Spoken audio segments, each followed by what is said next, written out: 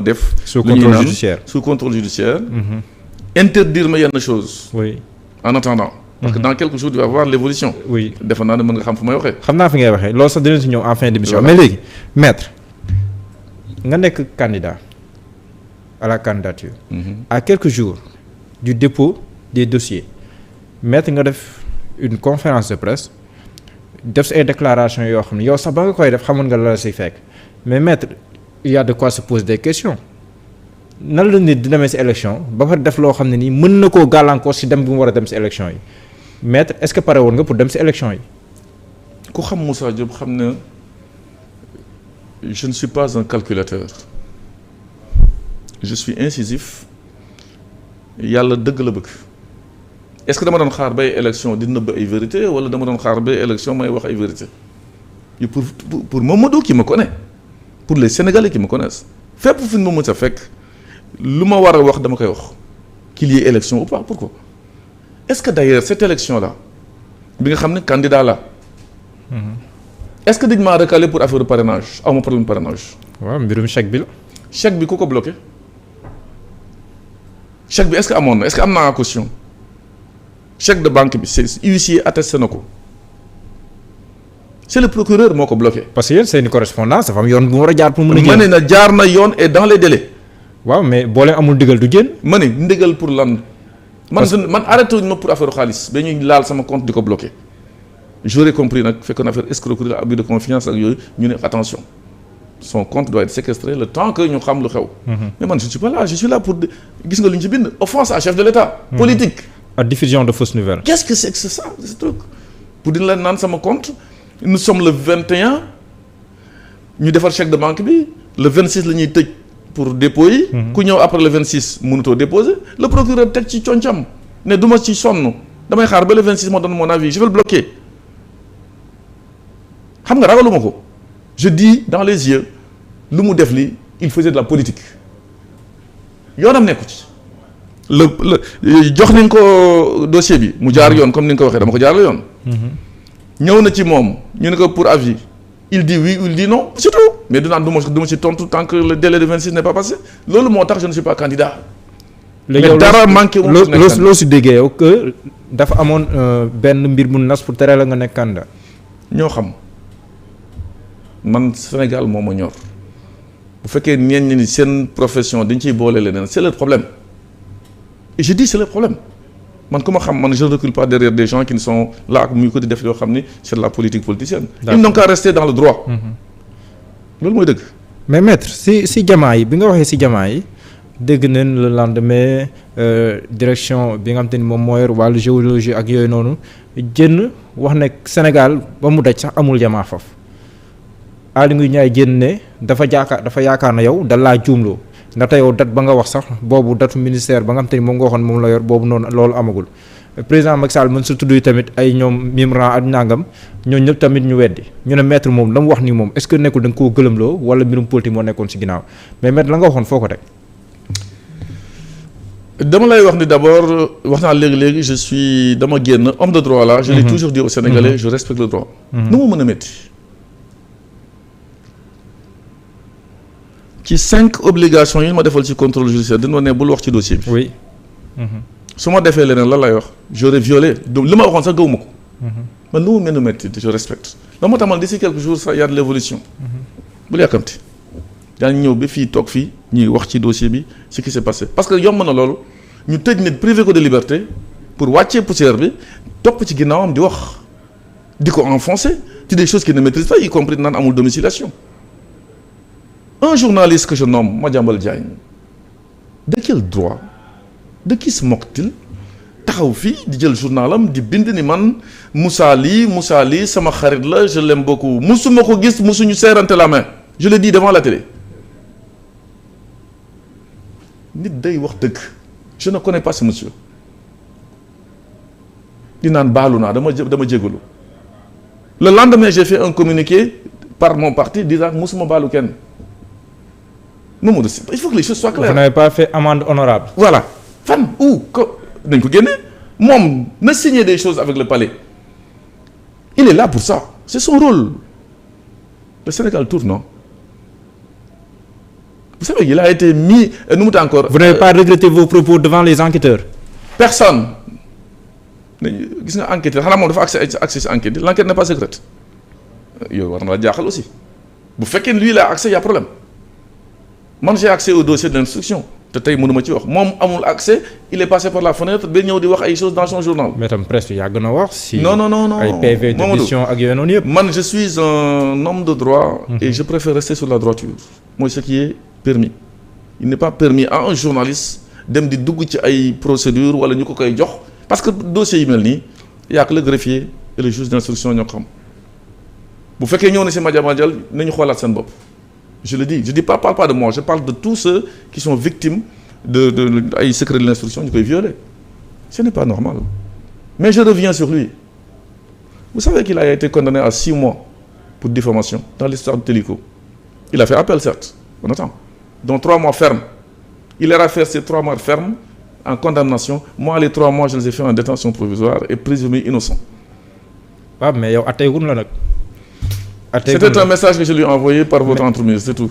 Mais maître, c'est vrai que mënoo dugaat ci dossier bi mais est-ce que maître avec le recul vous n'avez pas fait preuve de légèreté ak ni nga wax ak documents yooyu nga xam moom nga brandir. Vous savez les faits ont été amnistiés est-ce que xam nga ko.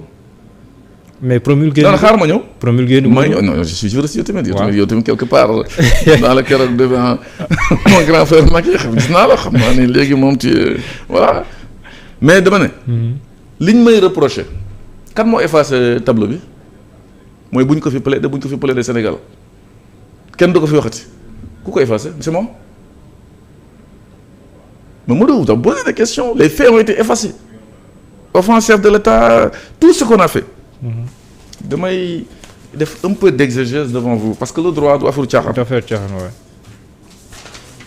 quand on écrit. dans l'article 1er du projet de loi. loolu nañ si ñëw de. dinañ si ñëw xoolal dama ko beral kii mais xoolal téye ko noonu lam ni si nañ si wax mais après bii ñu la jàppee bi nga ne cëpp Rebeuss ban lecture nga def si sa nekkin jamono jooju. j'avais dit à une de mes épouses. un jour da nga may indil añ à Rebeuss ça fait des années. en 2012. pour être précis le 27 janvier 2012 est-ce que date boobu ça vous dit quelque chose. 27 janvier 2012 gindi ma. mooy le jour où le conseil constitutionnel a dit que Wade sera recevable sa candidature est recevable. Nous étions à la place de l'obélisque. mooy bi ngay l'avant-dernier discours. oui déggu ma quotidien. mooy bi ngay sol sa tenue bi. tenue lan la woon. tenue prisonnier bi. oui c'est ce jour-là que j'ai mis la tenue de prisonnier sur la place de l'obélisque maa ngi ànd ak le président Macky Sall dans Macky 2012. prêt à aller en prison ñu tas manifestation bi ñu yóbbu ko chez Abdoul Aziz Mbaye qui habitait juste fa la ñu nekk yóbbu ba 3 heures du matin yóbbu ko ailleurs. moom bu ma dégloo xam na li may wax. ragaluma kaso waxuma rek de par mon métier parce que j'ai visité plusieurs prisons du monde ragaluma kaso naa fa dem rek loo xam ne du ma ñaaw loolu moo am solo. je rappelle qu'en Afrique booy def politique nekk dans la droiture certaines vérités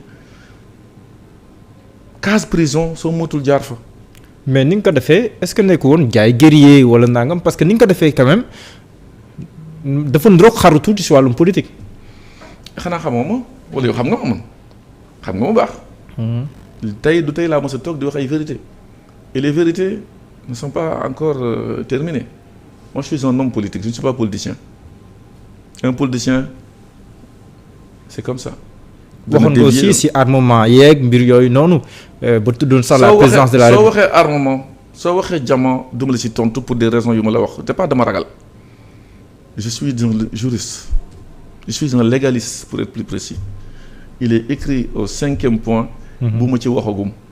d'accord dinaa ci wax parce que mënu ma ne ñu tëj ma ñu nekk fi di wax ay fausseté derrière moi. waaw ñu ne maître moom yaa ngi doon wax léegi nii am na ku toog nee na les diamants n'existent pas au Sénégal. oui dinaa ci tontu avec preuve à l'appui parce que yow xam nga ni y a un communiqué du ministre actuel des mines ñu ngi ma tëj le 11 mu génnee ko décembre. oui lire nga deuxièmement bi dafa ne y a du diamant au Sénégal en exploitation fa laa yem pour le moment donc ça dément tout le monde sama coow moo tax ñu xam ne am na le ministre Oumar Sarr le dit prends le communiqué au deuxièmement parlons d'autre chose en attendant ñu dellu si waat c'est pas mon ñu delluwaat si diamant donc xam nga affaire bi ça se précise non man kay fu mu toll yow laa xaar nga may leeral. loolu mooy transparence mais nee nga. Oumar Sarr a ko wax daal. nee na mënoo see sori dinaa xoolaat. Oumar Sarr dinaa xoolaat le communiqué lu may en wax question nii parce que man communiqué bi ma gisoon mooy amul fenn foo xam ne nii gis nañ fi diamant boo xam ne ni ñu ngi koy exploité au Sénégal. moom jël numéro 2 c'est parce que je ne l'ai pas ramené tu prends le numéro 2 tàpp ko léegi nga nag la communiqué tàpp ko si internet mu génn la ko. sama ñu gars yi xool le ko 2 là nga teg ko fii ñi ñu xool.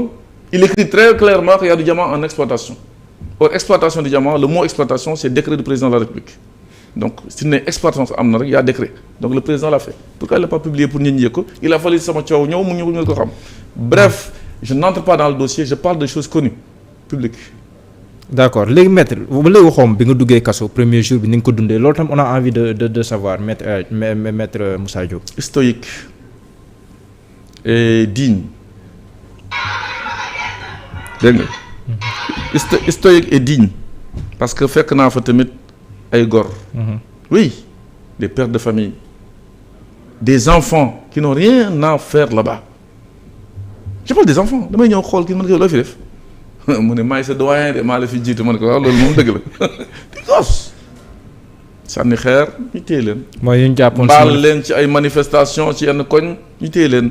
délation koñ bi doomu diw def na lii ci la bokkoon ñu dem jëli sans aucune preuve accusé de terroriste de force spéciale parce que tu as pris 35 000 francs CFA nga may ko benn imam da doon jënd essence pour dem Touba pour jubale ñaari autorité politique ñu ne la yow nu mu tudd encore complicité au financement du terrorisme mais yow booy naan complicité du terrorisme il faut déjà arrêter le terroriste l'imam n'est pas arrêté fekk moom ñuy qualifié entre guillemets de terroriste yow la complicité jàpp bàyyi l'auteur des faits dafa bëri caaxaan ñu def fii et qui ont amené tous ces problèmes le président Macky Sall que je connais très bien que je respecte également topp nañ ñi ba gars yi dugal ko ci ay affaires yoo xam ni c'est pas ça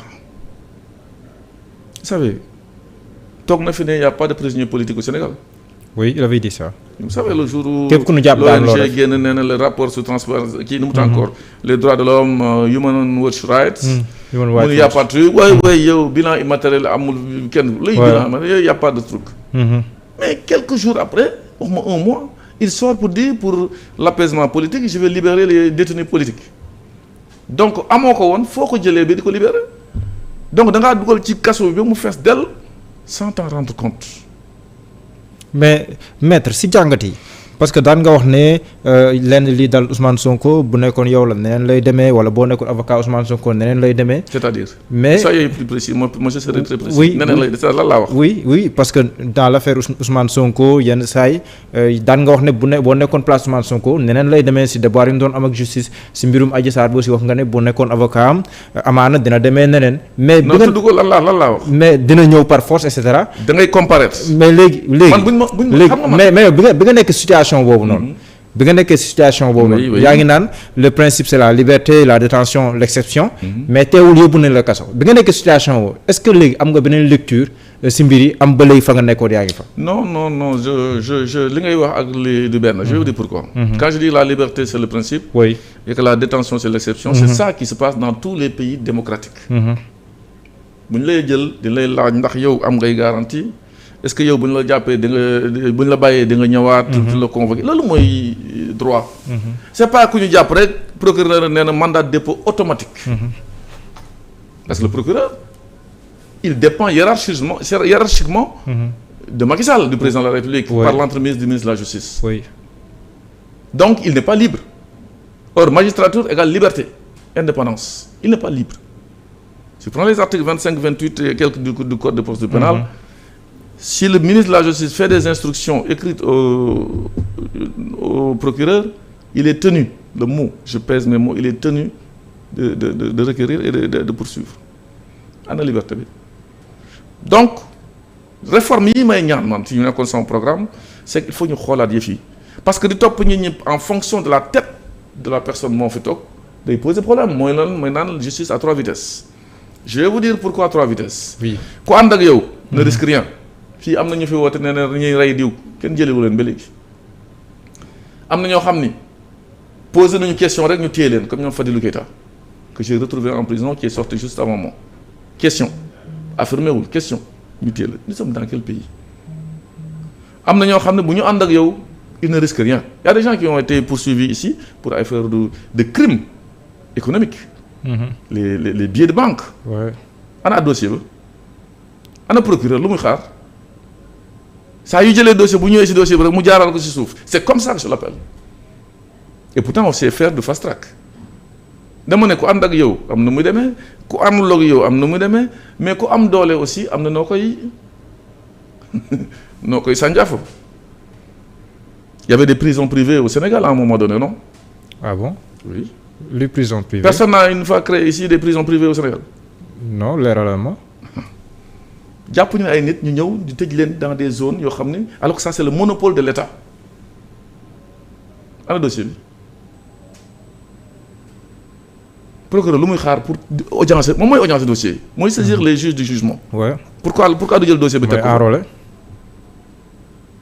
Mamadou yàlla dëgg la bëgg. mais bi nga demee ba xaw a nekk situation bi Ousmane Sonko nekkoon même bu nekkee du benn. Oui donc sur ça oui. man comme naa la wax rek légaliste là je ne me contredis pas je dis que nit bu ñu la wooyee tribunal demal wuy ci. Moi je dis à Ousmane Sonko va comparaître. Est-ce que bu demoon comparaître fekk fa dossier bu ñu koy accuser par exemple de viol il se serait défendu et le dossier n'existe pas mooy infraction bi n'est pas constituée. télé laay waxee waa États-Unis ñu ñuy dégg ñëpp ndax Seneweb la. oui fépp la nga koy seetaan. fépp. Ousmane Sonko ci boppam mi ngi may dégg il aura le moyen de le vérifier ak ñu fa teewoon le 7 février 2021. J'ai été chez lui je lui ai dit que ce dossier là est vide il y aura pas de viol demal wuy ci s'il te plaît demal wuy ci et c'est ce qui s'est passé le dossier est vide en raison de son absence lañ ko créer beneen infraction à son absence. Parce que bu ñëwul les avocats mënuñu plaider donc ils l'ont fait sur son dos parce que demul donc dama la ne justice bu la wooyee demal moi j'irai ma défendre man mayu ma sax pour ma ñaan ñëwal défendre dañ maa jël si te convocation la woon le procureur a la possibilité de def mandat d'amener mais ñu la convoqué la.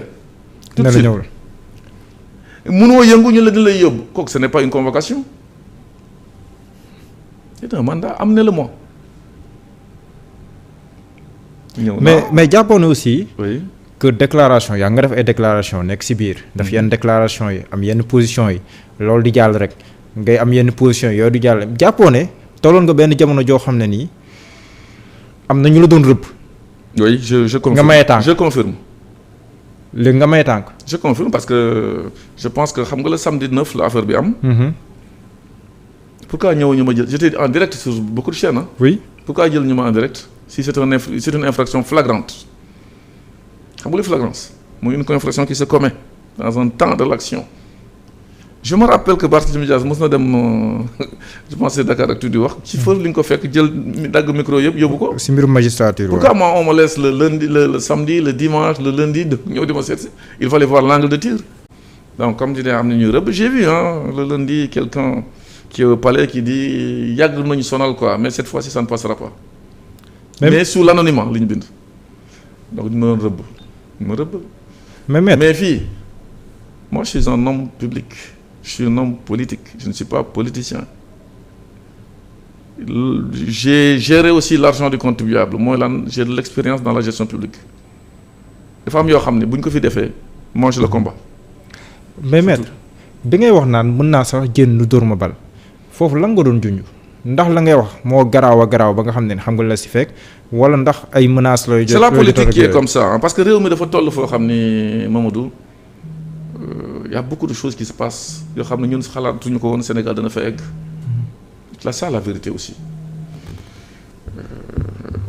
il y a ces dossiers si tu les touches attends-toi à tout mais moi j'ai fait don de ma personne au peuple sénégalais loolu mooy dëgg lépp ñu mës a xam lu ma fi teg teg preuve de lu may wax. d'accord voilà. et Aly Ngouille Ndiaye qui disait que bu sañoon sax kenn du la jàpp jamono jooju dañuy xaar ba présidentielle bi jàll ñu soog la maanaam yoon doogaa def liggéeyam et qui dit aussi que moom nekkul plaintam wala nangam moom moo tax ñu jàpp leen moo tax ñu jàpp la ba sax kenn ku doon jege bi muy ñaan njekk bi newee si moom loolu la ko wax. léegi ku doon ñaan njekk waaw am na sa benn mbokku kenn ku la jege ku doon dem si moom. je ne sais pas. voilà ça, je ne suis pas du tout au courant. mais comportement wu Aly Ngouille Ndiaye vis-à-vis de ce dossier là nan nga ko apprécier. pour deux raisons ñaari choses laay bëgg a wax ci affaire boobu. il est candidat retenu. oui. je dis il est candidat, moi je suis candidat recalé. oui. et ni ma recalé c'est pas normal. ñeneen ñi ngi bëgg a bërëxlu pour ñu ubbiwaat affaire xam nga bu ñu ko ubbee man damay dugg. j'ai mon chef, j'ai mes parents. Bon, mais bref, je ne suis pas dans man Sénégal lay xool. Voilà, pas mes intérêts personnels. Il est candidat. Bëgguma ko yëngal ci candidature am na def candidature am après inchallah les choses se passeront fu mu war a passer ou pas ici sur la scène publique ou sur la place publique. Beneen affaire bi mooy tout simplement comme ni ma ko waxee rek il y a des obligations qui sont là. oui. et xam nga ni de toi à moi parce que tamit maîtriser nga tuuti le droit. non. toutes ces choses là sont à la poubelle. non yaa may jàngal. non mais bon. non man kay xaw ma dara. waaw léegi dañuy dem si deuxième point bi parce que aussi wax nga dëgg da nga nekk sous contrôle judiciaire et que yenn yi mënoo see xuus mais da nga nekk kaso gis mbir yi di dem. ni ma tuddee le grand chamboule-tout mooy.